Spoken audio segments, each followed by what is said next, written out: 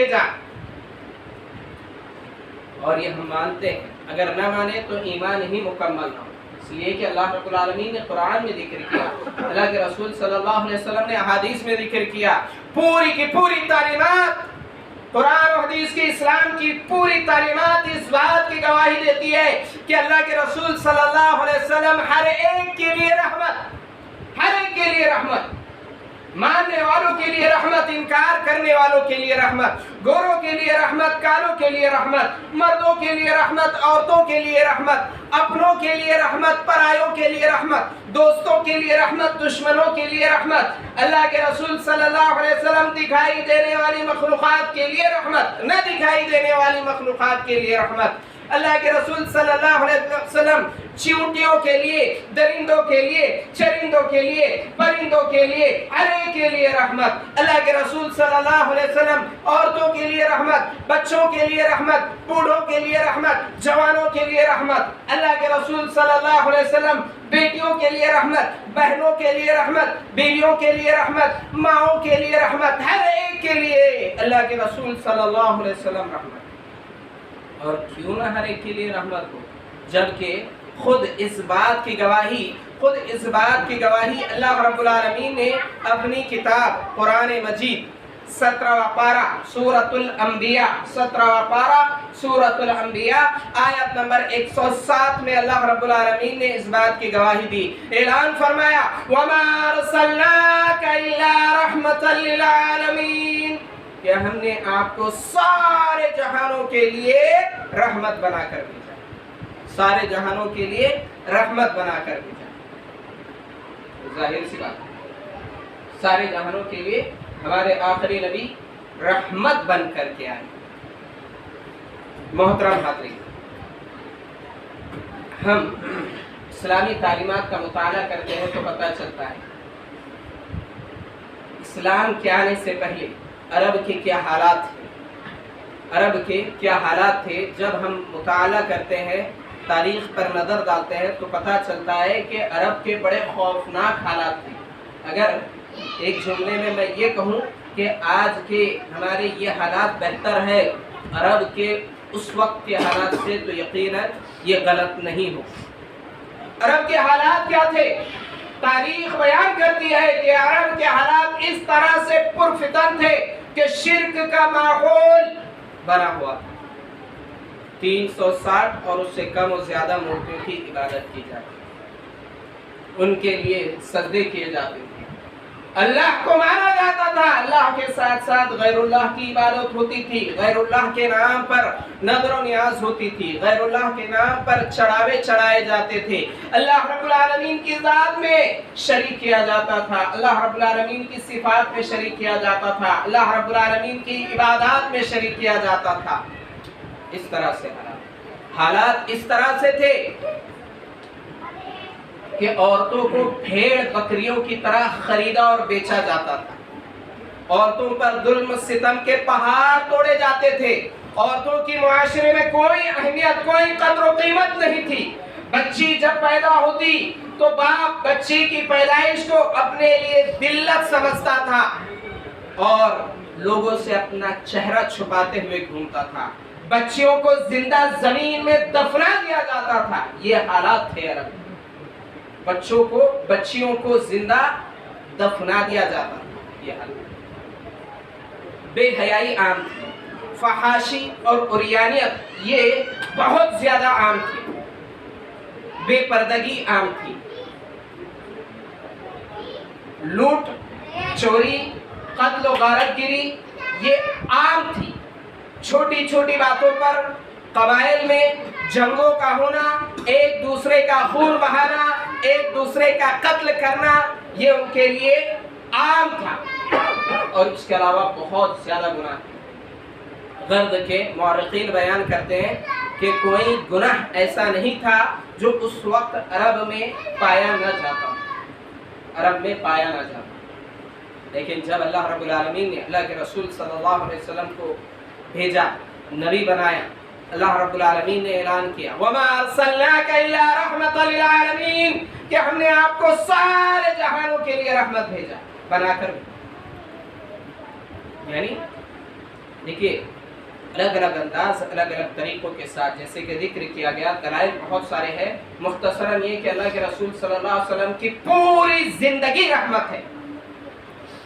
اللہ کے رسول صلی اللہ علیہ وسلم کا اٹھنا رحمت، بیٹھنا رحمت، سونا رحمت، جاگنا رحمت، اللہ کے رسول صلی اللہ علیہ وسلم کا چلنا رحمت، اللہ کے رسول صلی اللہ علیہ وسلم کی پوری زندگی رحمت، گھر میں ہے رحمت، باہر ہے اللہ کے رسول صلی اللہ علیہ وسلم رحمت، سفر میں ہے رحمت، حضر میں ہے، علاقے میں ہے رحمت۔ اللہ کے رسول صلی اللہ علیہ وسلم نے تجارت کی، تجارت کے اصول اور ضوابط بتائے، وہ سارے انسانوں کے لیے رحمت۔ اللہ کے رسول صلی اللہ علیہ وسلم نے رہن سہن، طور طریقہ، پہننے کا طریقہ بتایا، شادی بیاہ کا طریقہ بتایا، میت کا مرنے کے بعد کا کفن دفن کا طریقہ بتایا، ساری کی ساری چیزیں رحمت۔ مرد کے اللہ کے رسول صلی اللہ علیہ وسلم کی زندگی کا ایک ایک گوشہ، چھوٹے سے چھوٹا، چھوٹے سے لے کر بڑے تک، پورا کی پورا ہمارے لیے رحمت ہے، پورا کی پورا ہمارے لیے رحمت ہے۔ اسی لیے دیکھ جائیے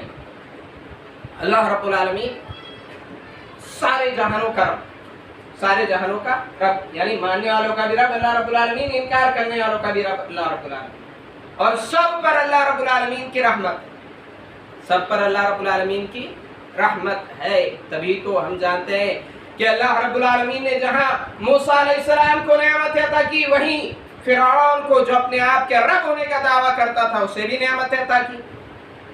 جہاں اللہ رب العالمین نے ابراہیم علیہ السلام کو نعمت عطا کی، وہیں نمرود کو بھی عطا کی۔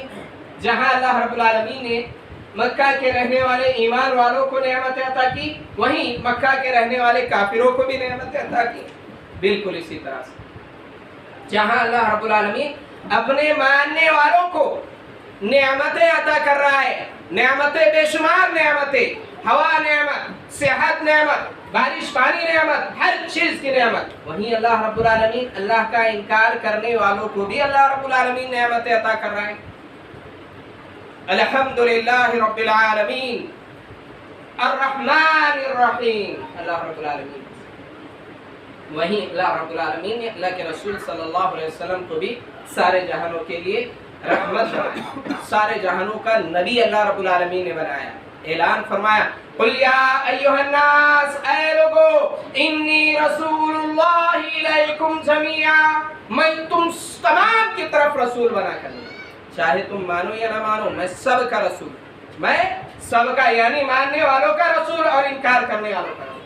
تو بالکل اسی طرح سے سارے لوگوں کے لیے رحمت اللہ کے رسول صلی اللہ علیہ وسلم کو اللہ رب العالمین نے بنا کر بھیجا۔ تو تمام انسانوں کے لیے رسول، تمام انسانوں کے لیے رحمت، چاہے دوست ہو، دشمن ہو، ماننے والے ہو یا انکار کرنے والے ہو۔ یہی وجہ ہے کہ اللہ کے رسول صلی اللہ علیہ وسلم کی جو تڑپ تھی، جو فکر اللہ کے رسول صلی اللہ علیہ وسلم کی تھی، وہ سارے انسانوں کے لیے ایسی تڑپ کہ اگر کوئی ایمان نہ لاتا تو اللہ کے رسول صلی اللہ علیہ وسلم ایمان نہ لانے والوں کے پیچھے اتنی زیادہ فکر کرتے، اتنا زیادہ ٹینشن لے لیتے کہ اللہ رب العالمین قرآن مجید میں اللہ کے رسول صلی اللہ علیہ وسلم کی اس فکر کو ذکر کرتے ہوئے اعلان فرماتا ہے فَلَعَلَّكَ بَاخِعٌ نَفْسَكَ عَلَىٰ آثَارِهِمْ إِن لَّمْ يُؤْمِنُوا بِهَٰذَا الْحَدِيثِ أَسَفًا۔ کیا اگر وہ لوگ ایمان نہ لائے تو کیا آپ ان کے پیچھے پڑ کر اپنے آپ کو ہلاک و برباد کر دیں گے؟ یعنی اتنی زیادہ فکر اللہ کے رسول صلی اللہ علیہ وسلم کیا کرتے تھے کہ لوگ ایمان لے آئے۔ اللہ کے رسول صلی اللہ علیہ وسلم حدیث میں فرماتے ہیں کہ میں لوگوں کی کمر پکڑ پکڑ کر جہنم سے، جہنم کی آگ سے دور کر رہا ہوں، اور لوگ اپنے آپ کو چھوڑا کر جہنم کی آگ کی طرف۔ اللہ کے رسول صلی اللہ علیہ وسلم، ایک یہودی بچہ جو اللہ کے رسول صلی اللہ علیہ وسلم کی خدمت کیا کرتا تھا، جب وہ بیمار ہوا اور مرض الموت میں مبتلا ہوا، اللہ کے رسول صلی اللہ علیہ وسلم اس کی تیمارداری کے لیے جاتے ہیں اور اللہ رب العالمین کا پیغام سناتے۔ دیکھیے ایسی حالت میں بھی، ایسی کنڈیشن میں بھی اللہ کے رسول صلی اللہ علیہ وسلم نے اسے توحید کا پیغام دیا، اسلام قبول کرنے کی دعوت دی۔ کب؟ ایسی حالت میں جب بچہ بیماری میں مبتلا ہے، اور ایسی بیماری جو اس کی جان لے کر چھوڑنے والی۔ اللہ کے رسول صلی اللہ علیہ وسلم اسلام قبول کرنے کی دعوت دیتے ہیں۔ وہ بچہ اپنے والد کی طرف دیکھتا ہے، والد کہتے ہیں کہ ابو القاسم یعنی اللہ کے رسول صلی اللہ علیہ وسلم جو کہہ رہے اسے مان.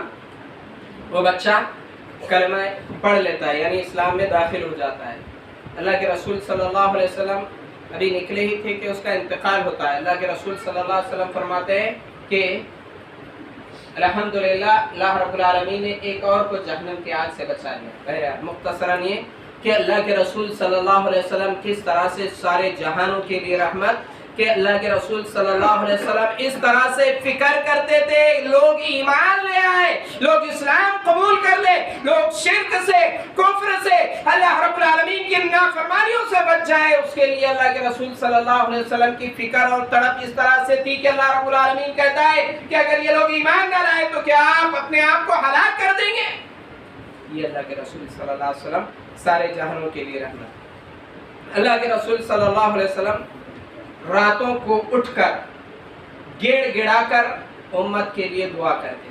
راتوں کو اٹھ کر گڑ گڑا کر اللہ کے رسول پھوٹ پھوٹ کر روتے ہوئے اللہ کے رسول صلی اللہ علیہ وسلم امت کے لیے دعا کرتے تھے کہ امت راہ راست پر آ جائے.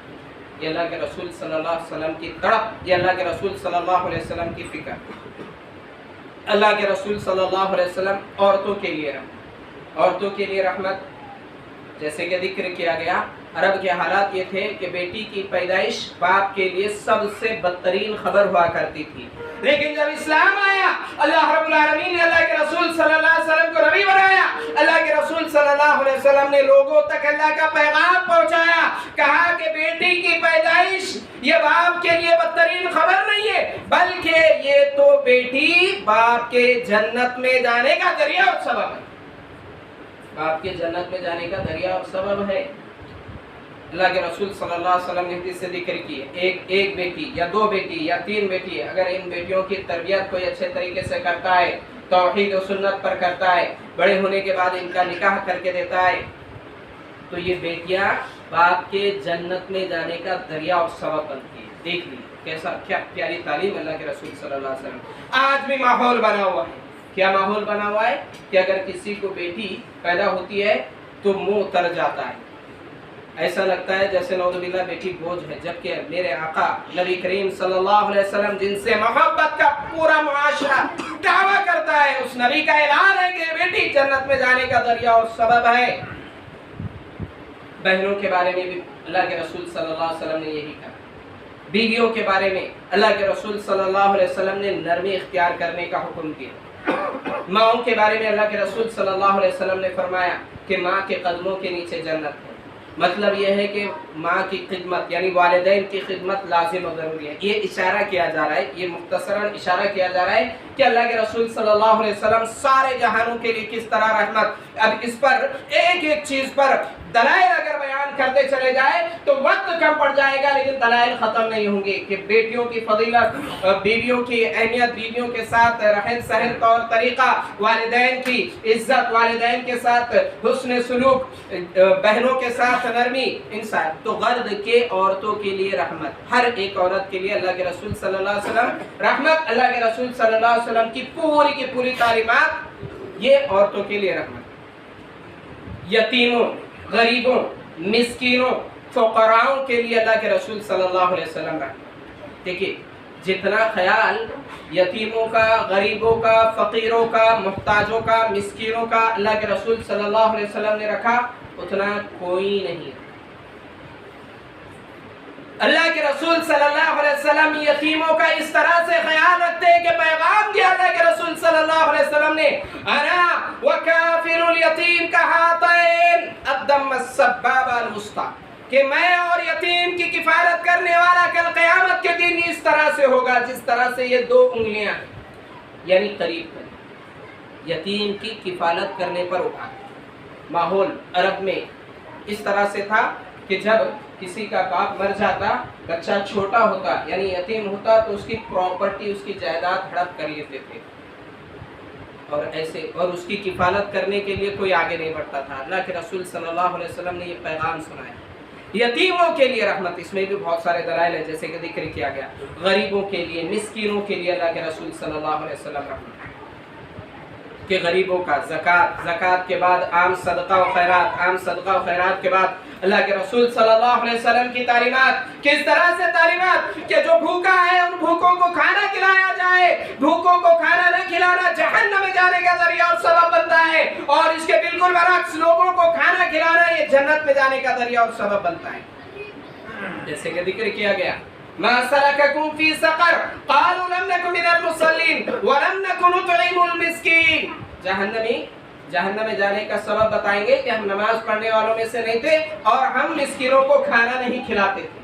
تو دوسری طرف اللہ کے رسول صلی اللہ علیہ وسلم نے اعلان فرمایا یا ایھا الناس، اے لوگوں، افشوا السلام وصلوا الارحام واطعموا الطعام، لوگوں کو کھانا کھلاؤ، کھانا کھلانا یہ جنت میں جانے کا ذریعہ اور سبب ہے، یعنی بھوکوں کے لیے رحمت اللہ کے رسول صلی اللہ علیہ وسلم۔ اب بے شمار دلائل اس چیز کے تعلق سے، جیسے کہ ہم نے گزشتہ خطبات وغیرہ میں بھی جانا کہ صحابہ کرام بھوک کی وجہ سے پریشان ہوتے اور اللہ کے رسول صلی اللہ علیہ وسلم کے پاس کھانے کے لیے کوئی چیز آتی تو اللہ کے رسول صلی اللہ علیہ وسلم سب سے پہلے ان صحابہ کرام کا خیال رکھا کرتے تھے۔ جیسے وہ دودھ کا پیالہ آیا، اللہ کے رسول صلی اللہ علیہ وسلم بھی کئی دنوں سے بھوکے، صحابہ کرام بھی بھوکے، اللہ کے رسول صلی اللہ علیہ وسلم نے وہ دودھ کا پیالہ صحابہ کرام کو پلانے کے لیے دیا، ایک ایک کے بعد دوسرے، اس طرح سے جتنے بھی تھے وہ سب کے سب پی کر اچھے طریقے سے سیراب ہوئے، لیکن دودھ ختم نہ ہوا۔ پھر اللہ کے رسول صلی اللہ علیہ وسلم بھوکوں کے لیے رحمت، اللہ کے رسول صلی اللہ علیہ وسلم یتیموں کے لیے رحمت، غریبوں کے لیے رحمت،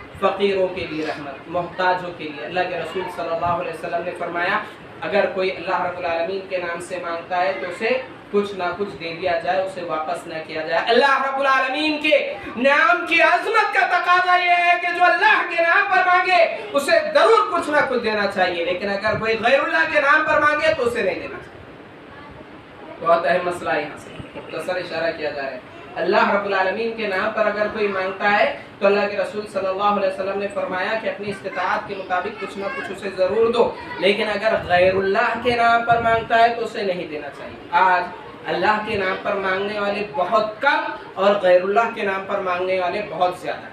تو بہرحال مختصراً یہ کہ اللہ کے رسول صلی اللہ علیہ وسلم یتیموں کے لیے، غریبوں کے لیے، فقیروں کے لیے، محتاجوں کے لیے، مسکینوں کے لیے، بھوکوں کے لیے رحمت، پیاسوں کے لیے رحمت، ننگوں کے لیے رحمت، ہر ایک ضرورت مند کے لیے اللہ کے رسول صلی اللہ علیہ وسلم رحمت۔ اللہ کے رسول صلی اللہ علیہ وسلم نے یہ تعلیم دی، یہ پیغام دیا کہ ضرورت مندوں کی ضرورت کو پوری کرو، اللہ رب العالمین تمہاری ضرورت پوری کرے گا۔ اپنے بھائیوں کی مدد میں تم لگے رہو، اللہ رب العالمین تمہاری مدد میں لگا رہے گا۔ واللہ فی عون العبد ما کان العبد فی عون اخیہ، جو بندہ اپنے بھائی کی مدد میں لگا رہتا ہے اللہ رب العالمین اس کی مدد میں لگا رہتا ہے۔ اگر کوئی اپنے بھائی کے لیے دعا کرتا ہے دعائے خیر، اللہ رب العالمین کی فرشتے اس کے لیے دعائے خیر کرتے رہتے ہیں۔ تو بہرحال اللہ کے رسول صلی اللہ علیہ وسلم اس طرح سے رحمت، ماحول کے لیے رحمت، ماحول انسان کی زندگی گزارنے کے لیے اہم اور ضروری ہوتا ہے انوائرنمنٹ، یعنی ماحول، جس معاشرے میں، جس ماحول میں ہم رہتے ہیں، یعنی یہاں کی آب و ہوا، یہاں کا پانی، یہاں کی فضا، یہ اس کے لیے اللہ کے رسول صلی اللہ علیہ وسلم کیسے؟ دلائل بہت سارے ہیں، مختصراً یہ اللہ کے رسول صلی اللہ علیہ وسلم نے کہا کہ ٹھہرے ہوئے پانی میں پیشاب نہ کیا جائے، یعنی یہ تعلیم دی کہ ٹھہرے ہوئے پانی میں گندگی نہ کی جائے، غلاظت نہ ڈالی جائے، اس لیے کہ ظاہر سی بات ہے اس سے واٹر پولیوشن یعنی آبی آلودگی ہوگی، اور آبی آلودگی بہت سارے امراض کا ذریعہ اور سبب ہوتی ہے۔ مختصراً اشارہ کیا جا رہا ہے، دیکھیے کس طرح سے اللہ کے رسول صلی اللہ علیہ وسلم ہر ایک کے لیے رحمت۔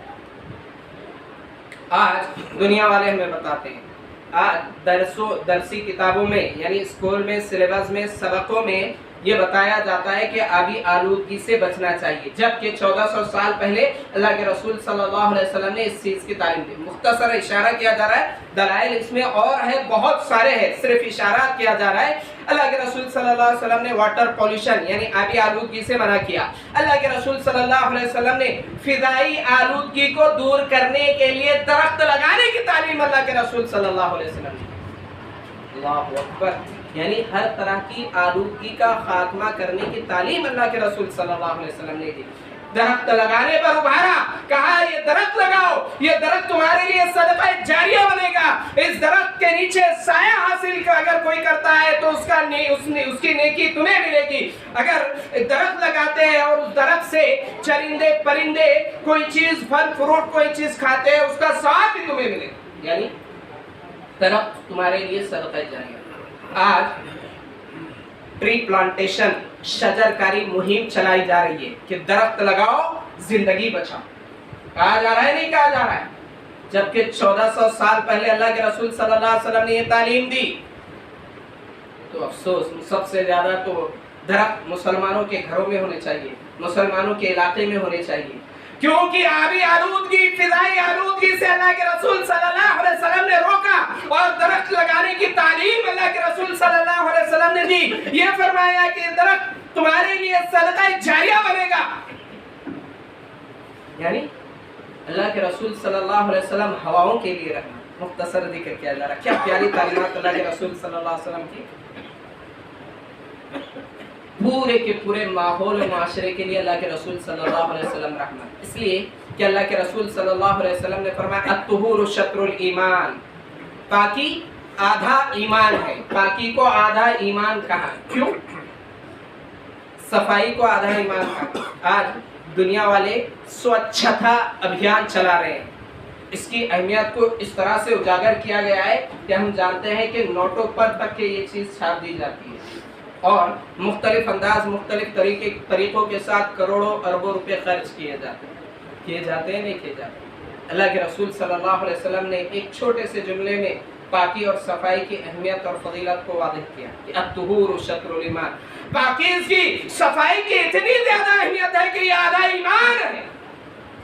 انسان اپنے آپ سے لے کر اپنے گھر بار, اپنے ماحول و معاشرے, اپنے ملک اور ساری دنیا کے لیول تک صفائی کرتا ہے. یعنی ماحول کے لیے, آبی آلودگی کے لیے, ہواؤں کے لیے, پانی کے لیے اللہ کے رسول صلی اللہ علیہ وسلم رحمت. غرض کے ہر طرح سے اللہ کے رسول صلی اللہ علیہ وسلم ماحول کے لیے رحمت. وما ارسلناک الا رحمت للعالمین. تبھی تو اللہ رب العالمین نے کہا کہ ہم نے آپ کو سارے جہانوں کے لیے رحمت بنا کر بھیجا.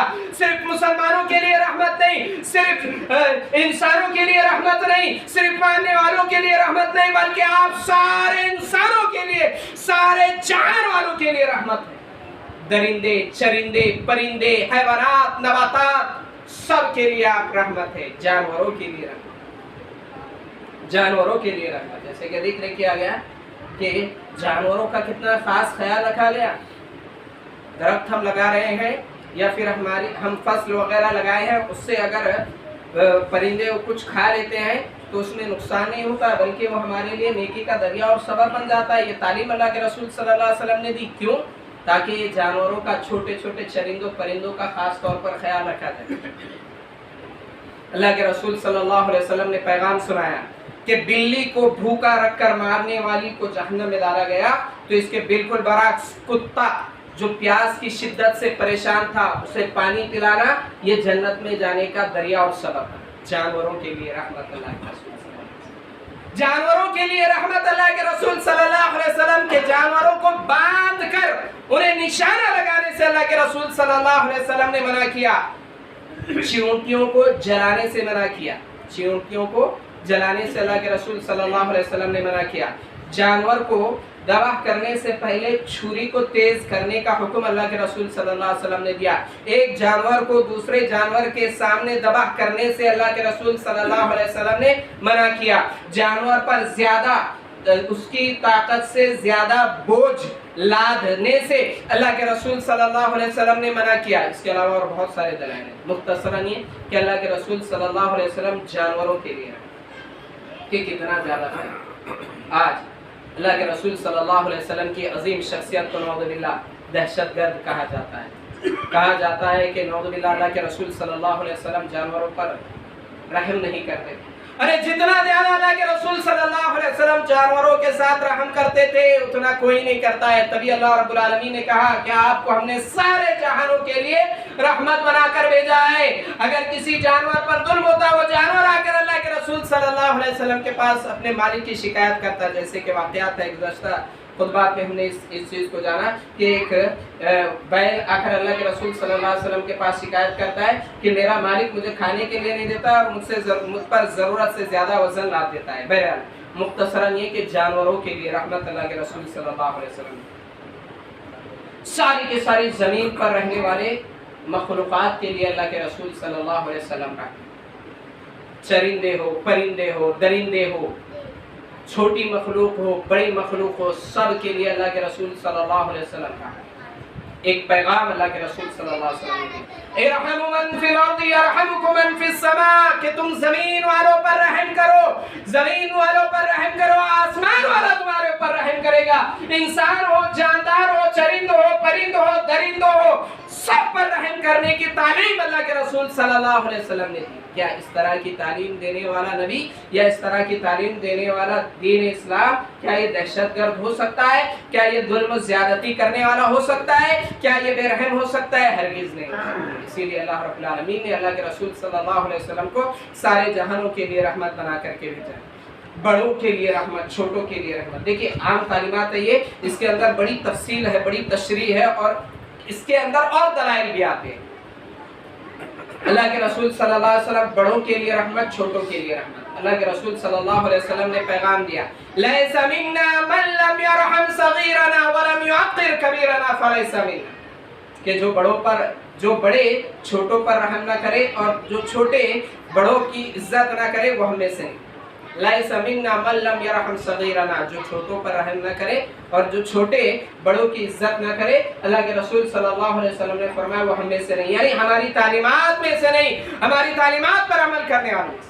یہ پیغام دیا کہ بڑوں کو چھوٹوں پر رحم کرنا چاہیے اور یہ پیغام دیا کہ چھوٹوں کو بھی بڑوں کی عزت کرنا چاہیے ان کے ادب اور احترام ان کا کرنا چاہیے. اللہ کے رسول صلی اللہ علیہ وسلم کی تعلیمات بڑوں کے لیے رحمت چھوٹوں کے لیے رحمت. اللہ کے رسول صلی اللہ علیہ وسلم اپنوں کے لیے رحمت. اپنوں کے لیے رحمت کیسے؟ دلائل بہت سے ہیں مختصراً اشارہ. اللہ رب العالمین قرآن مجید 11واں پارہ سورہ توبہ کی آخری آیات میں اللہ رب العالمین اللہ کے رسول صلی اللہ علیہ وسلم کے بارے میں اور آپ کی صفت کے بارے میں ذکر کرتے ہوئے اعلان فرماتا ہے لَقَدْ جَاءَكُمْ رَسُولٌ مِّنْ أَنفُسِكُمْ عَزِيزٌ عَلَيْهِ مَا عَنِتُّمْ حَرِيصٌ عَلَيْكُمْ بِالْمُؤْمِنِينَ رَءُوفٌ رَحِيمٌ. اللہ رب العالمین کہتا ہے لَقَدْ جَاءَكُمْ رَسُولٌ مِّنْ أَنفُسِكُمْ تحقیق کہ تم ہی میں سے رسول آیا. یعنی رسول انسانوں میں ہی سے. اللہ رب العالمین نے تبھی تو کہا کہ رسول تم ہی میں سے ہم نے بھیجا. اب یہ ہے کہ ہم میں سب سے بلند مقام و مرتبہ اگر کسی کا ہے تو ہمارے آخری نبی محمد صلی اللہ علیہ وسلم کا ہے. یہاں ایک باطل عقیدے کا رد ضروری ہے. وہ باطل عقیدہ یہ ہے کہ لوگ کہتے ہیں اللہ کے رسول صلی اللہ علیہ وسلم انسان نہیں بلکہ نور تھے. اللہ رب العالمین کہہ رہا ہے تمہیں میں سے. اور اگر نور مانتے ہیں تو پھر میلاد برتھ ڈے کیوں مناتے ہو؟ پیدا کون ہوگا؟ جبرائیل علیہ السلام کے بارے میں برتھ ڈے پیدائش کا ذکر نہیں آتا. اللہ کے رسول صلی اللہ علیہ وسلم کی پیدائش کا ذکر. اللہ کے رسول صلی اللہ علیہ وسلم کی بیویاں تھیں. اللہ کے رسول صلی اللہ علیہ وسلم کے بچے تھے. اللہ کے رسول صلی اللہ علیہ وسلم کو بھوک لگتی کھاتے تھے. اللہ کے رسول صلی اللہ علیہ وسلم اللہ کے رسول صلی اللہ علیہ وسلم کو سردی اور گرمی لگتی تھی. باطل عقیدے کا رد ہوا اور حقیقت کا پتہ چلا قرآن و احادیث کی روشنی میں کہ اللہ کے رسول صلی اللہ علیہ وسلم نور نہیں بلکہ انسان تھے. ہم یہ کہیں گے عرش پر اللہ فرش پر رسول اللہ. یعنی اللہ رب العالمین کے بعد دلائل کی روشنی میں سب سے بلند مقام اور مرتبہ کسی کا ہے تو ہمارے آخری نبی محمد صلی اللہ علیہ وسلم کا ہے. لیکن ہم نبی کریم صلی اللہ علیہ وسلم کو اللہ کے ساتھ بھی نہیں ملا سکتے. تو بہرحال مختصراً یہ کہ اللہ رب العالمین کہتا ہے لَقَدْ جَاءَكُمْ رَسُولٌ مِّنْ أَنفُسِكُمْ عَزِيزٌ عَلَيْهِ مَا عَنِتُّمْ جو تمہارے لیے سختی کو بڑے ناگوار لگتی ہے. یعنی تمہارے اوپر سختی کا ہونا نبی کریم صلی اللہ علیہ وسلم کو ناپسند تھا ناگوارا کرتے تھے کہ امت پر انسانوں پر کوئی سختی آ جائے کوئی مشکل ہو جائے. اللہ کے رسول صلی اللہ علیہ وسلم کو یہ گوارا نہیں تھا. تبھی تو جو 50 وقت کی نمازیں تھی 50 वक्त की नमाजों को बार बार अल्लाह रब्बुल आलमीन के दरबार में अल्लाह के पास जाकर अल्लाह के रसूल सल्लल्लाहु अलैहि वसल्लम ने कम कराई। और इससे अल्लाह के रसूल सल्लल्लाहु अलैहि वसल्लम की अजमत का भी पता चलता है। वो मकाम जहां तक जल्दी कोई नहीं पहुंच सका, अल्लाह के रसूल सल्लल्लाहु अलैहि वसल्लम बार बार वहां जाकर अल्लाह रब्बुल आलमीन से नमाजों की कमी के बारे में अल्लाह रब्बुल आलमीन से सवाल करने लगी। 50 वक्त की नमाजें 5 वक्त की हो गई और इन 5 वक्त की नमाजों का सवाब भी 50 नमाजों के बराबर, जो अल्लाह के रसूल सल्लल्लाहु अलैहि वसल्लम के आंखों की रहमत है या नहीं?